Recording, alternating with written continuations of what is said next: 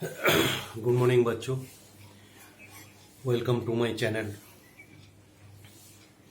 SK Sahu commerce classes. Today is my inauguration session. आज हम लोग आपको कोई सब्जेक्ट का बारे में, कोई भी क्लास का सब्जेक्ट के बारे में बात करूँगा नहीं। आज हम लोग आपको साथ बात करूँगा कॉमर्स सब्जेक्ट पढ़ने का ज़रूरत क्या है, क्या आपका फ्यूचर है, ये सब बारे में बात करूँगा। कोई भी एक सिचुएशन देख लो, आपको कोई कोई बच्चों ऐसे हैं अभी सीबीएसई 11-12 में कॉमर्स पढ़ रहा है।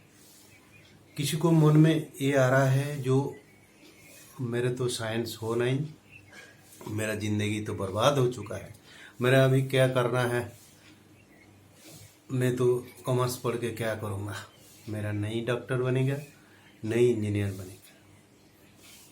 यही मेरे नेगेटिव सोच चॉलेंज। बट भैया आप लोग नेगेटिव सोच क्यों करोगे?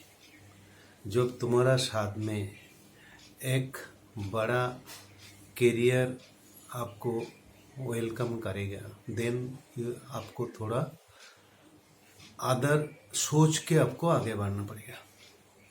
जैसे तुम्हारा फ्रेंड सब साइंस जो ले लिया है, वो तो साइंस का 11-12 का साथ साथ वो भी तैयारी कर रहा है। सपोज मान लो आप साइंस लेने के लिए जो प्रेशर आपको आता था, प्रैक्टिकली फ्रैंकली बात करें तो इतना प्रेशर आपको कॉमर्स में नहीं है।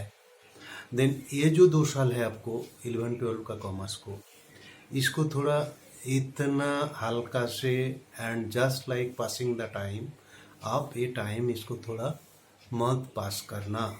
इसके लिए आपको करना क्या है, आपको अभी सोचना है जैसे तुम्हारा फ्रेंड्स जो साइंस में एंट्रेंस के लिए तैयारी कर रहा है, वो इंजीनियरिंग के एंट्रेंस तैयारी कर सकते हैं और मेडिकल के लिए तैयारी कर रहा है। देन आपको उसका साथ साथ भी ऐसे टाइप का एंट्रेंस तैयारी करो जैसे वो जैसे डॉक्टर इंजीनियर बनेगा, तुम भी एक कॉमर्स का एक प्रोफेशनल बन जाओगे आफ्टर योर दिस थिंग्स। 12 का एग्ज़ाम होने का बाद कैसे करोगे? तुमको एक एंट्रेंस एग्जामिनेशन, जो फाउंडेशन कोर्स का एग्जामिनेशन देना पड़ेगा। वो कौन सा फाउंडेशन आप करोगे? आप सुनोगे जो कॉमर्स के लिए 3 जायंट प्रोफेशनल कोर्स है, जो है एक सीए है, एक सीएमए है, एक company secretary. CA means chartered accountancy, CMA means cost and management accountancy and CS mean company secretary. ये तीनों में कोई भी एक प्रोफेशन आप चूज कर सकते हो। उसके लिए तैयारी आपको क्या करना पड़ेगा, आपको जैसे बोला मैं, एक एंट्रेंस एग्जाम देना पड़ेगा। एंट्रेंस एग्जामिनेशन का जो 4 सब्जेक्ट होगी वो मेरी आपको दूसरी वीडियो में बताऊंगा। अभी इतना ही सुन लो, आप करोगे क्या? वो जो 11-12 का पढ़ाई के साथ साथ वो एंट्रेंस देने के लिए आपको रेडी करना पड़ेगा। उसमें आपको जो बेसिक सब्जेक्ट है, अकाउंटेंसी है, इकोनॉमिक्स है, उसका साथ साथ अनदर 2 सब्जेक्ट जैसे लॉ एंड मैथमेटिक्स का थोड़ा सब्जेक्ट एंड मैनेजमेंट तो आप पढ़ रहा ही है थोड़ा पोर्शंस। सो इतना ही है, मिलजुल के आप देखा जाए तो आपका 11-12 का ही 80% सिलेबस कवर हो जाएगा। रहा बाकी जो है ओनली मैथमेटिक्स का बात है। मैथमेटिक्स में 50% आपको जो है, वो जो पेपर है वो आपको स्टैटिस्टिक्स है, वो सिंपल होगा। एंड जो मैथमेटिक्स का जो प्योर मैथमेटिक्स होगा वो साइंस का just the 4-5 chapters only. You need not just like a pure mathematics. Science का जो स्टूडेंट होता है उसके लिए एंटायर सिलेबस आपको पढ़ना नहीं पड़ता है। सो अभी से आप तैयारी कर लो, then it will be your get to your next future process. हम लोग जैसे देखा है जनरली क्या करते हैं स्टूडेंट लोग, 11-12 हो गया, वो आसानी से बीत गया, because in comparison to science आपको थोड़ा इजी है, ये तो नो डाउट बोलने गए। देन आप जो बीकॉम जाओगे उसके बाद आप क्लास चलते रहेगा। अभी अब जान लिया जो नेशनल एजुकेशन पॉलिसी हिसाब से आपको 4 साल का ग्रेजुएशन हो गया। देन आप 4 साल ग्रेजुएशन का साथ साथ आप क्या कर सकते हैं? सो अभी से आप एंट्रेंस कर लेते तो आप वो जो 4 साल का साथ में आप पैरेलली कोई भी एक कोर्स CA और कंपनी सेक्रेटरीशिप कोई भी एक कोर्स कर सकते। इसमें आपको फायदा क्या होगी? जैसे आप देखोगे your entrance by this time 11-12 का अंदर में जैसे साइंस वालों को कंप्लीट हो जाता डॉक्टर इंजीनियरिंग के लिए, आपको भी एक फाउंडेशन कोर्स एंट्रेंस एग्जामिनेशन सब क्लियर हो गया। उसके बाद आप बीकॉम में जब जाओगे, बीकॉम का साथ साथ इसको इंटरमीडिएट पढ़ाई का आपको चालू करोगे। इंटरमीडिएट सिलेबस का भी डिटेल मेरा नेक्स्ट वीडियो में आपको बताऊंगा। बट इतना मोटा मोटा आप मान लो जो आपको CA और CMA का जो इंटरमीडिएट सिलेबस मोरलेस ये आपको बीकॉम और बीकॉम ऑनर्स सिलेबस में कवर हो रहा है। सो देन क्या होगा, आप बीकॉम का साथ साथ आप CA और CMA कोर्स आप कंटिन्यू कर सकते हैं। इसके लिए आपको क्या होगा, फर्स्ट प्रेफरेंस आपको CA और CMA आपको करना पड़ेगा। कोई भी एक नाइट कॉलेज में आप बीकॉम का आप जस्ट नाम का एंट्री रखो, then your main focus will be for this professional course. Because जैसे मेडिकल वालों को आप क्या देख रहा है और इंजीनियरिंग वालों को क्या देख रहा है, उसको एंट्रेंस में जो सिलेबस पढ़ाई हो जाता है उसको 11-12 उसको कवर हो जाता। Similarly here also same way आपको ये जॉइंट इधर आपको फाउंडेशन कोर्स होने का बाद बीकॉम का सिलेबस जो 4 साल में आप जो पढ़ोगे, आपको इंटरमीडिएट का सिलेबस का साथ साथ आपको कंप्लीट हो जाएगा। So then your main focus will be on your this professional course. So professional का सिलेबस का कंप्लीट करते करते आप बीकॉम करते रहो। You need not waste your 4 years important years. Because general people क्या करते हो, बीकॉम ऑनर्स का बाद वो सोचते, बीकॉम ऑनर्स के बाद जनरली पोस्ट ग्रेजुएट में चला जाते, उसका बाद वो सोचते मैं PhD करूँगा पढ़ाऊँगा। But point you see that commerce का जो ये है ये टूल हिसाब से अभी भी है, इसका कोई सब्जेक्ट इंडिविजुअल सब्जेक्ट जैसे डेवलप हुआ नहीं। टू टेक एन एग्जाम्पल, अभी एक आप साइंस में जाओ, उसको एक फिजिक्स एक सब्जेक्ट है, केमिस्ट्री एक सब्जेक्ट है, मैथमेटिक्स एक सब्जेक्ट है, बायो साइंस एक सब्जेक्ट है। कॉमर्स में अभी भी इट इज ए टूल, एक सब्जेक्ट का तरफ से ये आगे बढ़ रहा है। जैसे अकाउंटेंसी का ऊपर में ओनली पेपर होगा नहीं, इकोनॉमिक्स के लिए ओनली एक डिसिप्लिन होगा नहीं, and your this things business studies के लिए एक सेपरेट डिसिप्लिन अभी भी तैयार हुआ नहीं। सो उसके लिए टाइम लगेगा।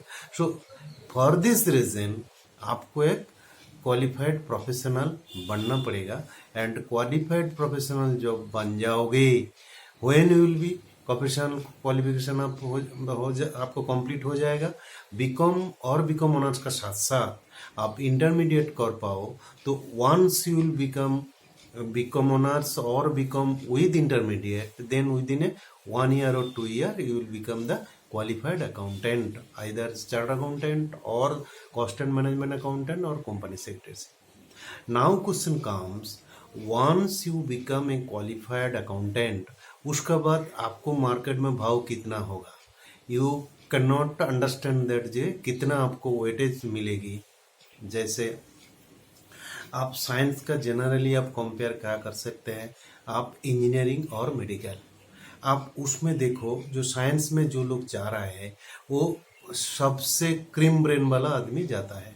देन उसमें जो मेन जो क्रीम है, मेन जो जगह है, अच्छा इंस्टीट्यूट है IIT and NIT, Indian institute of technology and national institute of technology. वो जो तो तुम्हारा 20 लाख करीब लड़का जो पढ़ता है आपको CBSE में, कितना परसेंटेज है, टोटल सीट्स है 30,000 इसको आपको NIT के लिए एंड IIT के लिए 8 to 10,000, out of that 3-4,000 only will be the primary institute. So your total students का विल गो 30,000। सो आप परसेंटेज लगा लो, 20 लाख करीब स्टूडेंट जब दे रहा है उसको 30,000 कितना परसेंटेज आ रहा है, आप easily calculate it. But if you are forcibly going to science and if you do not get these premier colleges, or premier institutes, what will happen? You have to go to the next best alternative. Next best alternative मतलब क्या है? आपको जाना पड़ेगा कोई भी एक tyre 2 tyre 3 private colleges और some other local government colleges. So their values are just like these things. In general, they will be going on IT sectors, and you know that this IT sectors market presently is not that level, and your that salary generally these things you have a very big thinking that I'll be engineer or I'll be a doctor. But believe me, what will be the salary of a general tier 3 or tier 2 engineering colleges? It ranges from annual salary from 4 lakhs to 6 lakhs in general. Some colleges may be a little more than that. So इतना आप career के बारे में सोचा, join दिया, ये सब दिया, but simultaneously if you do whatever labor you can give in your science, if you give that labor in your commerce discipline and make a good professionals, here your salary will be at par with your NIT and IIT level, and sometimes you will be surprised that average IIT salary is double the salary can get a professional chartered accountant or cost and management accountant. So here in general, average IIT students after passing 4 years exam, this is not top exam, their average salary will be 8 to 10 lakhs. You will be, believe or not, after qualifying C or CMA, your starting salary, highest salary last year, it goes 25 to 28 lakhs. You forget about that highest salary. Average salary 10 to 12 lakhs. So at par with your any IIT grads or NIT grads. So what is the problem for that? So you being an average or above average student, you here this problem is there, that entry level is not that much restrictions, exit level some restrictions are there, but it is not that it will not be possible. Just like an IAS, a graduate, any graduate can enter this process. Competition is there, definitely you will have to do some these things, but when you will become a professional, then you will not be simply a commerce person. Your area of operations will be ocean like thing. आप कोई भी area में जा सकते हैं, and you think that after that also you have some openings for your MBAs. If you do some premier college MBA, then your to valuations will be more than that. So you think that once you are in 11 12, you will be doing your best and your future goals. Now right now you have to set, you cannot wait for your 12, you cannot wait for after your BCom, so that if you make your career within a period of 23 or 24 years, you will have to think right now. So today I will not be discussing कोई भी subject wise classes. ये मेरा inauguration channel है, inauguration lecture है, and next video onwards I will be giving all the class wise classes 11 12, your CBSE 11 12 all subjects, your BBA all subjects, your MBA all subjects, your BCom pass and honors all subjects, your CA all subjects, your CMA all subjects, your CS accountancy and management related subjects.